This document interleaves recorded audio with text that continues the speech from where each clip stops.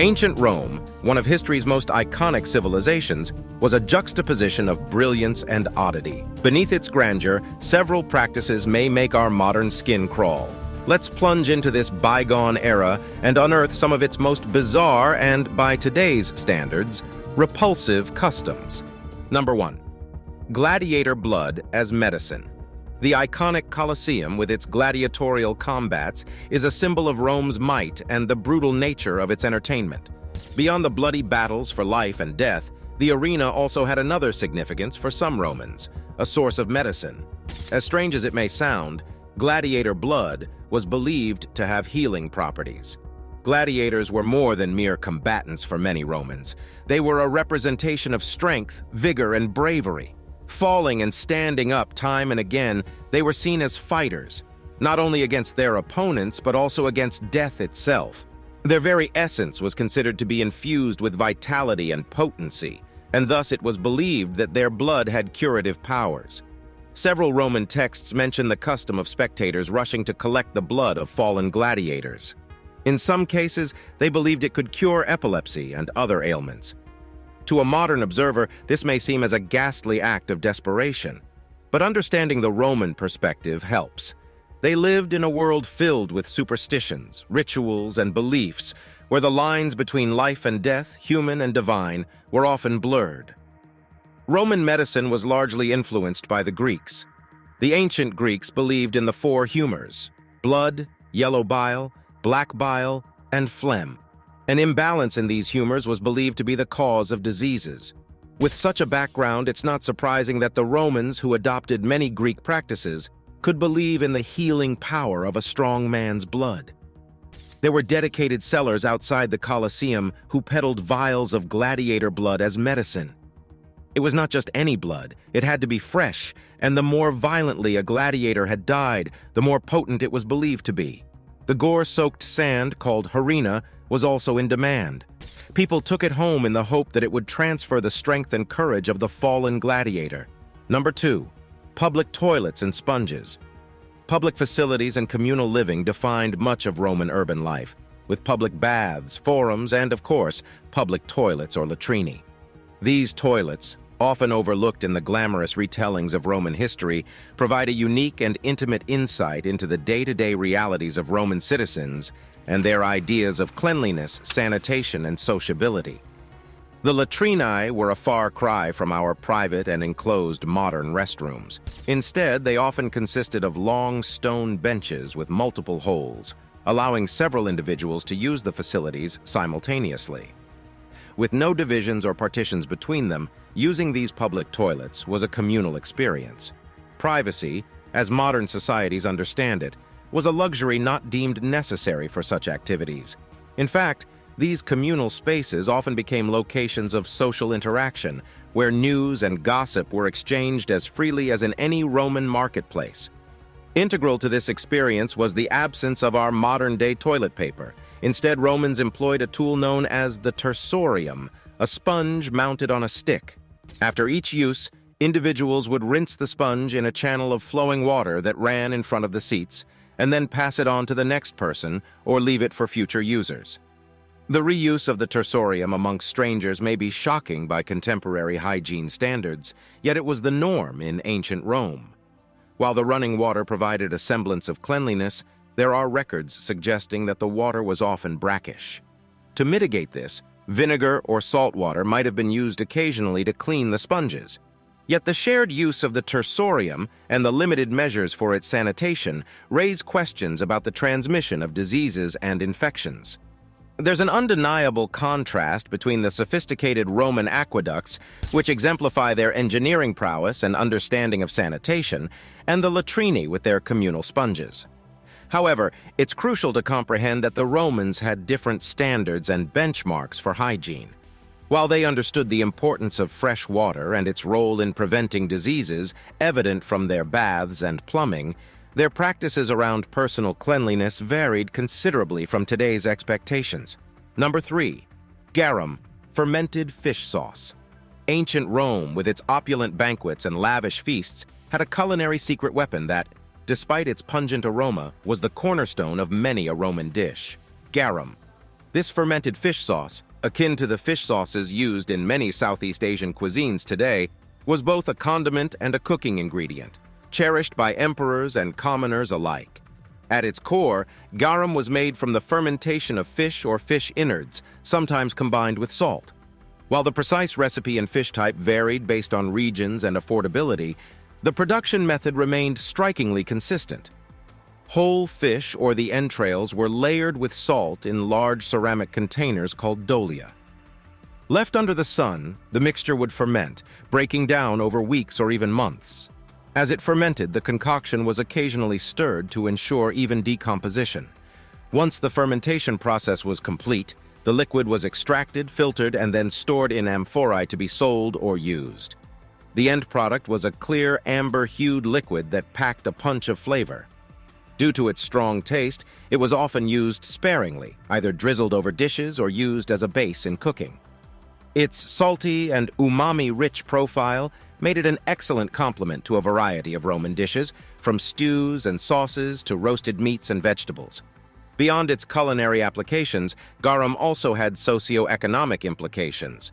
The production centers, particularly those in Spain, became renowned for their high-quality garam. This liquid gold was traded extensively throughout the Roman Empire, becoming a lucrative commodity. Some premium versions, made from specific fish types like mackerel, fetched exorbitant prices and were reserved for the elite. However, garam's widespread popularity came at a sensory cost. The production areas were infamous for the overpowering and, to many, nauseating stench that emanated during the fermentation process. Ancient texts and accounts often lament or poke fun at this distinct aroma. The Roman author Pliny the Elder, for instance, remarked on garam's dual nature. While it was a delightful addition to dishes, its production was anything but pleasant. Number 4. Vomitoria, regular vomiting sessions. To modern sensibilities, the term vomitorium conjures images of extravagant Roman banquets where elites, after indulging excessively, would head to a designated room to purge their stomachs, only to return and feast again. While this perception is compelling and lurid, it's essential to first clarify a misconception. A vomitorium was, in reality, an architectural feature in Roman amphitheaters, designed as passageways to facilitate the rapid exit of large crowds. The term's association with vomiting is more etymological than practical, deriving from the Latin vomo, meaning to vomit, reflecting the way these passageways spewed out crowds. However, the underlying concept, that of regular purging after overindulgence, was not entirely a myth, especially in the decadent circles of Roman elites. Roman feasts, particularly among the upper echelons of society, were notorious for their excess. Multiple courses, each more lavish than the last, were presented to guests, with the intent not just to feed, but to showcase the host's wealth and generosity. These feasts could last hours, with attendees encouraged to eat well beyond their capacity. The concept of overeating, followed by intentional purging, was not unique to the Romans. Various cultures have engaged in similar practices throughout history, often seen as a way to indulge without facing the physical ramifications of overconsumption. In the Roman context, this act was not so much about weight control as it was about hedonism and the ability to indulge endlessly in the pleasures of the table. While there isn't explicit historical evidence of rooms dedicated to purging in Roman households, contemporary writings do hint at the practice. Noted Roman authors, such as Seneca and Petronius, reference the act of vomiting during feasts, painting a picture of excess that bordered on gluttony. The act was not universally accepted, with some writers and philosophers criticizing it as a sign of moral decay and societal decadence. Number 5. Urine in laundry. To the contemporary observer, cleanliness may seem in direct opposition to the idea of using urine. However, in the practical world of ancient Rome, human urine played an unexpectedly pivotal role in the realm of laundry and garment care, revealing the inventive ways Romans approached daily challenges. Urine, due to its chemical composition, is rich in ammonia, a substance recognized even today for its cleaning properties. For the Romans, who lacked the range of detergents and stain removers we possess, urine emerged as a valuable and readily available resource. This natural cleanser was so integral that public urinals known as foricai were established throughout cities to collect this liquid gold. Once gathered, it would be sold to launderers, making the urine business an actual industry in ancient Rome. Laundries, or fulonici, were common in Roman urban areas. Here, workers known as fulones undertook the labor-intensive task of cleaning and dyeing Roman garments, especially the iconic woolen togas. The process was intriguing and would seem rather unsavory to modern sensibilities. Garments were submerged in large vats filled with a mix of water and urine. The fulones would then trample on these clothes, allowing the ammonia in the urine to act on stains, grease, and dirt, effectively bleaching and disinfecting the fabric. But the role of urine didn't stop at cleaning. It also played a part in textile production and dyeing. Urine was used to prepare wool and other fabrics, making them more receptive to dyes. Moreover, when mixed with certain plants and substances, urine could also produce specific colors, enhancing the range of dyes available to Roman clothiers. This reliance on urine, while pragmatic, also had societal implications. The fulonici, due to their distinct aroma, were often located on the outskirts or in specific zones of Roman towns and cities. Yet despite the olfactory challenges, they were vital centers of commerce and industry. They ensured that the Roman elite could parade in pristine, bright white togas, a symbol of their status and purity. Number 6. Drinking gladiator sweat. The gladiatorial games of ancient Rome are often depicted as brutal contests of strength, skill, and endurance, where gladiators, both enslaved and free, battled to the death for the entertainment of the masses. Beyond the sand and blood of the arena, however, was an even more peculiar facet of Roman culture that intertwined with these games: the consumption of gladiator sweat. For many in Rome, gladiators epitomized the pinnacle of physical prowess and masculinity. Their bodies, honed by rigorous training and combat, became symbols of virility, strength, and vitality. It's against this backdrop that the sweat and blood of a gladiator, the very essence of his life force, were believed to contain powerful properties. For some Romans, particularly women, the sweat of gladiators was considered an aphrodisiac. After combat, it was not uncommon for gladiators to scrape off their sweat and dirt using a tool called a strigil. This collected sweat, often mixed with the oils used to massage gladiators before matches, was then sold in small vials to admirers and enthusiasts. Many believed that by applying this mixture to their skin or even consuming it, they could imbibe a part of the gladiator's vitality, courage, and sexual prowess. Furthermore, gladiator sweat was also considered to have curative properties. Roman physicians and health practitioners sometimes recommended it for various ailments, believing it could rejuvenate the body and spirit.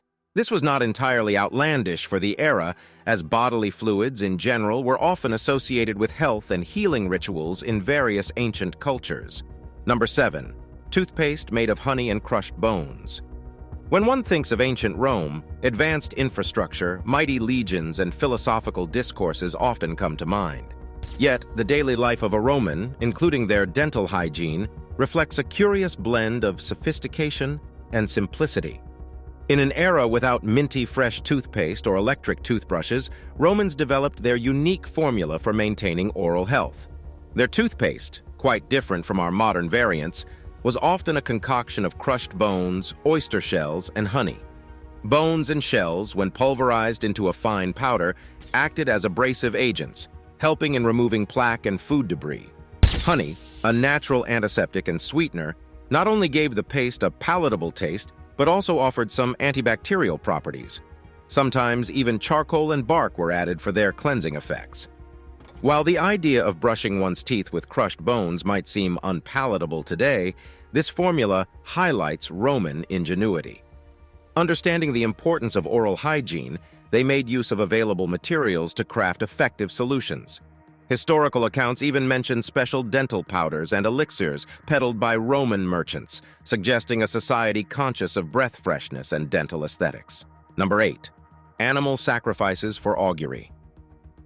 Augury, the ancient practice of interpreting omens from the natural world, was deeply ingrained in Roman religious and political life.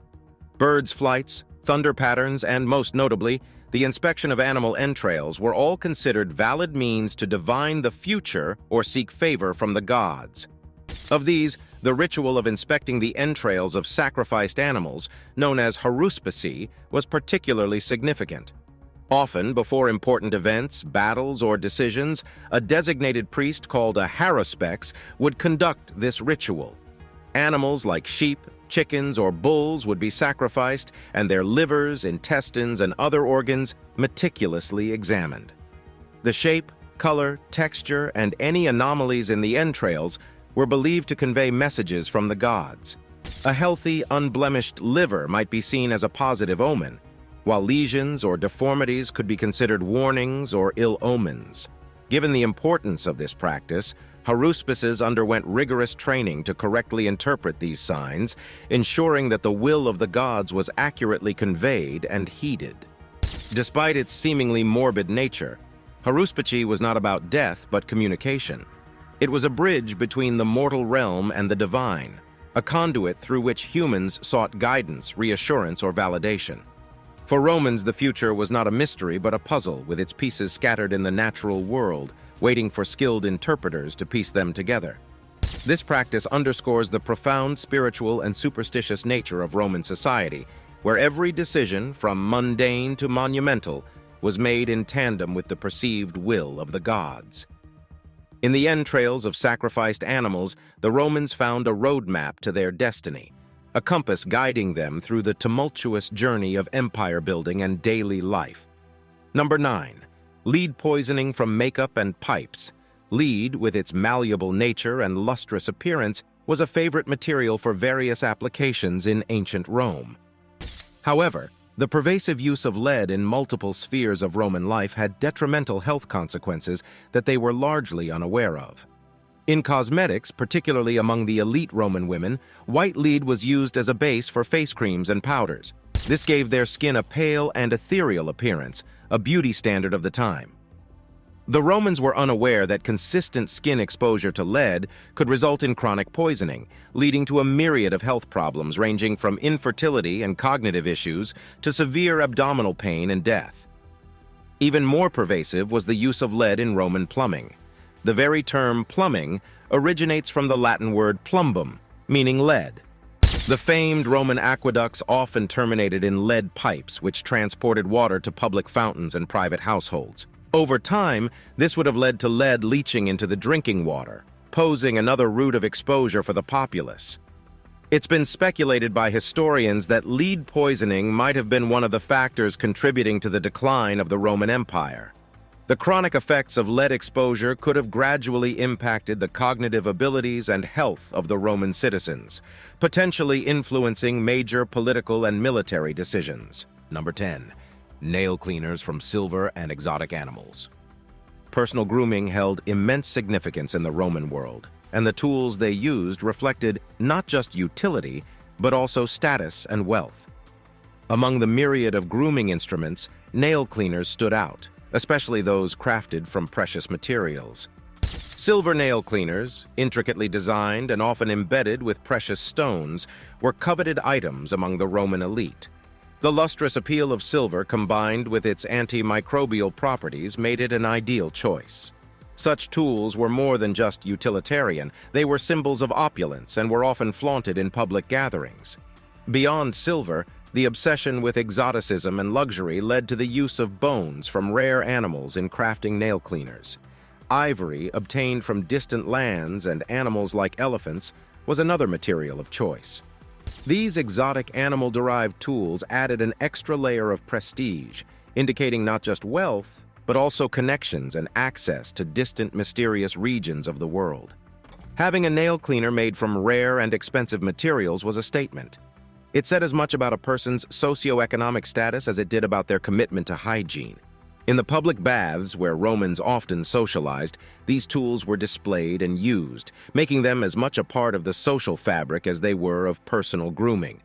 The Roman penchant for luxury, even in the minutiae of daily life, reveals a society deeply concerned with appearances, status, and the narratives of wealth. Their grooming tools, from silver nail cleaners to exotic animal bone combs, were tangible manifestations of an empire's vast reach and the privileges of its elite. Number 11. Toga whitening with sulfur fumes. In ancient Rome, the toga was not merely a piece of clothing, it was a powerful symbol of Roman citizenship, prestige, and societal status. Particularly for politicians and the elite, maintaining a brilliantly white toga was essential, as it represented purity, dignity, and authority. However, keeping such a vast piece of cloth spotlessly white in a city known for its dust and grime was no small feat. One of the methods employed to bleach togas was the use of sulfur fumes. Togas would be placed in a special chamber where they were exposed to these fumes, effectively bleaching the fabric. While effective, this method had dangerous side effects. Prolonged inhalation of sulfur fumes can cause severe respiratory problems. Workers, often slaves who were tasked with this duty, were at considerable risk. They were exposed to these harmful fumes daily, with little regard for their health or safety. The pristine whiteness of a Roman toga, then, came at a significant human cost. Behind the veneer of elegance and authority was a perilous process that underscored the societal disparities of the time. Number 12. Brain surgery without anesthesia.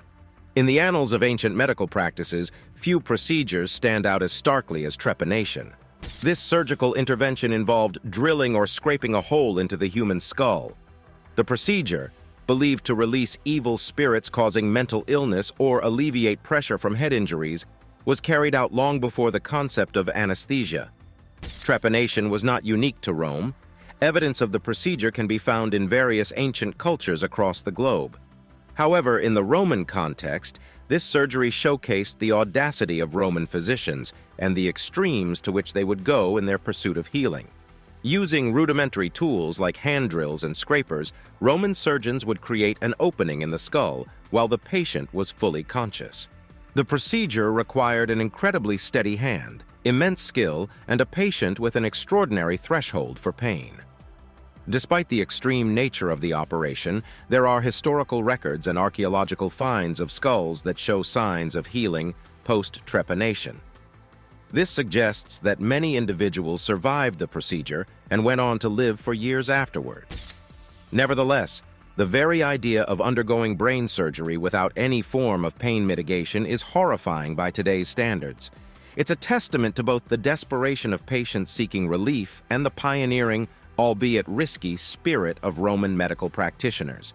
In many ways, trepanation exemplifies the duality of ancient Roman medicine, a blend of empirical knowledge and audacious interventions where the boundaries of life, pain, and healing were continually tested.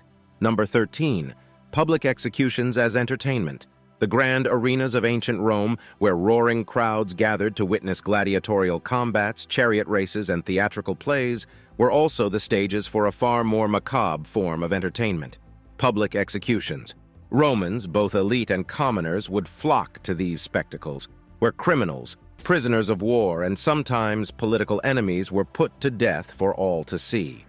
These executions were more than just punitive actions. They were orchestrated shows, designed to send messages about power, justice, and the might of the Roman state.